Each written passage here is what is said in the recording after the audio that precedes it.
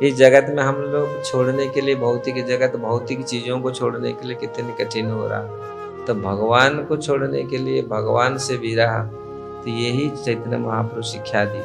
इस प्रकार कुंती महारानी अभी रो रही है, कैसे आप हमको छोड़ के चले जाएंगे, आप तो हमारे रक्षक हैं, आपके बिना। लेकिन संसार में क्या वास्तविक उनके पुत्र क्या रक्षक नहीं थे?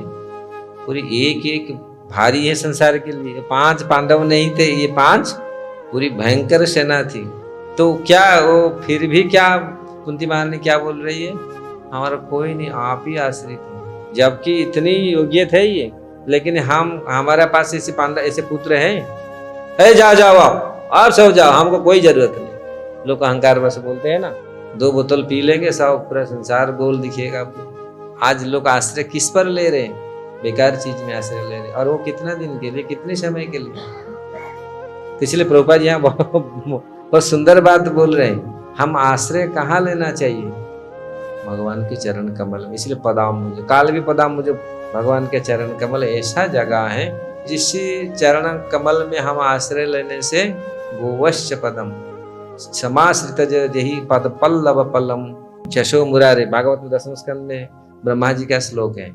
जिनके चरण कमल में हम आश्रय लेने से ये संसार सागर महत पाद छोटा पड़ जाता है। गोवश्च पदम, गाय के बछड़े के खूर में जितनी पानी, उसको पार करने में टाइम लगता है। गोवश्च पदम, ये संसार दिखता कितनी भयानक, लेकिन भक्तों के लिए ये गोवश्च, गो जो बछड़े के पाँव में, तो भक्त लोग आराम से पार कर जाते हैं, कोई भय नहीं। लेकिन दूसरे लोगों के लिए वही बात जो अनुभव किए।